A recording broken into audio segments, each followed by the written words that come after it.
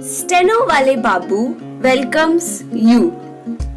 Shorthand dictations in male and female voice from all sources like magazines, speeches, and editorials at various speeds up to 120 WPM for various departments like SSC, DSSB, CRPF, Delhi Police, etc.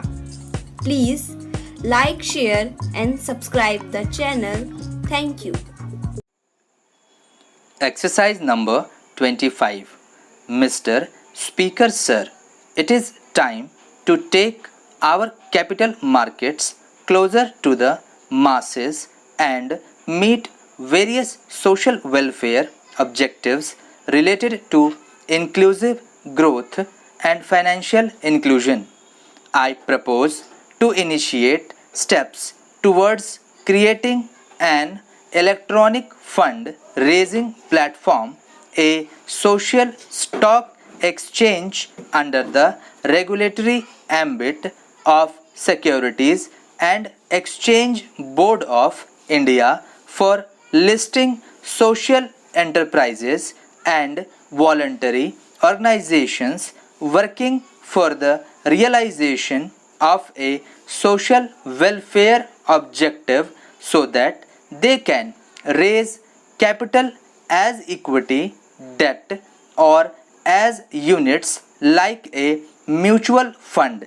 It is important to get retail investors to invest in treasury bills and securities issued by the government.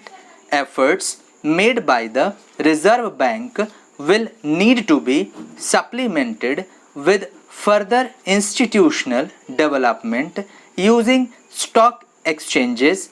For this purpose, interoperationality of RBI depositories and SEBI depositories would be necessary to bring about seamless transfer of treasury bills and government securities between RBI and depository ledgers, and for enabling this, the government will take up necessary measures in this regard in consultation with RBI and SEBI.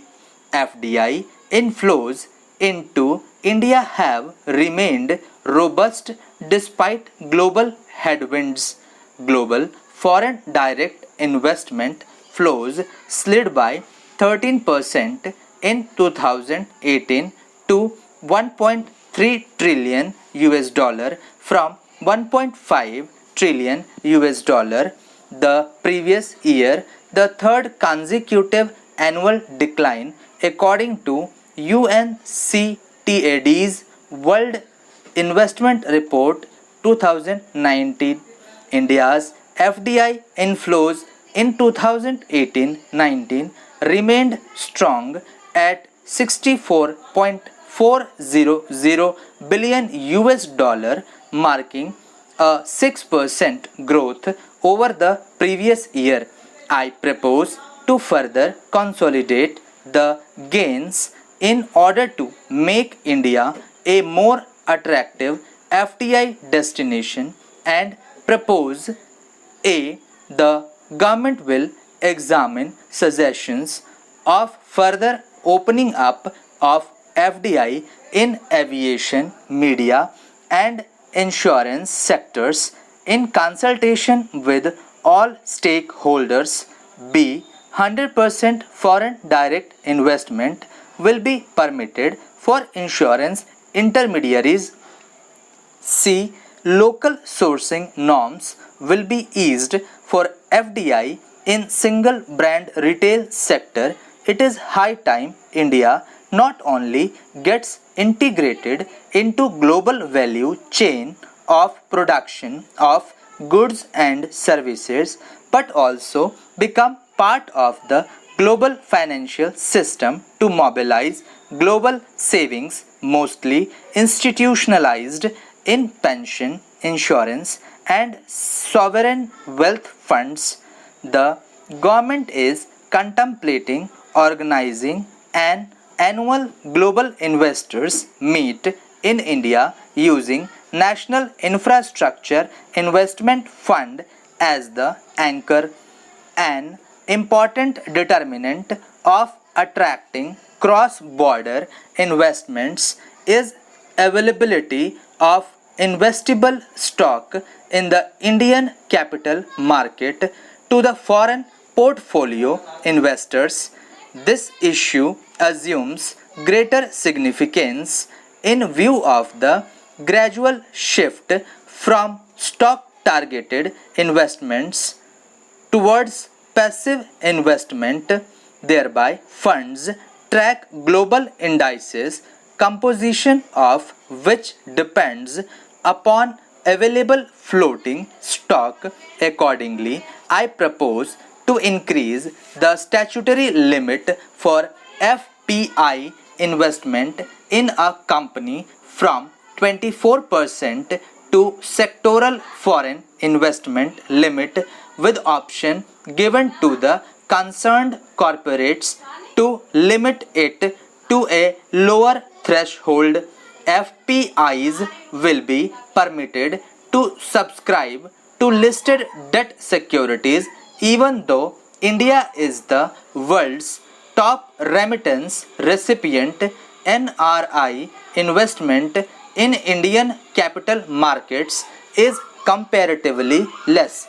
With a view to provide NRIs with seamless access to Indian equities, I propose to merge the NRI portfolio investment scheme route. New and innovative financial instruments have been launched in the last 5 years like infrastructure investment trusts, real estate investment trusts, as well as models like toll operate transfer as part of the old asset modernization strategy for augmenting infrastructure investment.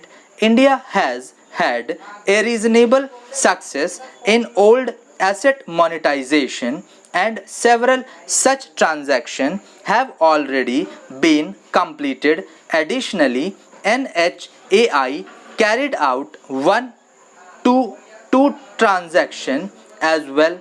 The cumulative resources garnered through new these instruments and model exceed 24,000 crore. India has emerged as a major space power with the technology and ability to launch satellites and other space products at globally low cost.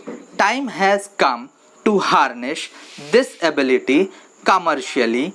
A public sector enterprise, that is New Space India Limited, has been incorporated as a new commercial arm of Department of Space to tap the benefits. As such, Mahatma Gandhi said, "The soul of India lives in its villages." This year, even as we are marking the 150th birth anniversary of Mahatma Gandhi, I submit that our government keeps Antyodaya at the core of all its efforts, at the center of everything that we do. We keep Gaon, Garib or Kisan. Honorable Prime Minister's two mega initiatives of Ujjwala Yojana and Saubhagya Yojana have transformed the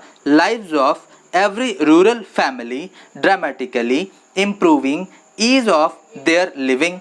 Household access to clean cooking gas has seen an unprecedented expansion through provision of more than 7 crore LPG connections. All villages and almost 100% households across the country have been provided with electricity. A combination of efficient implementation and enthusiastic adoption has significantly improved access to energy for rural households in the rural areas. Thank you.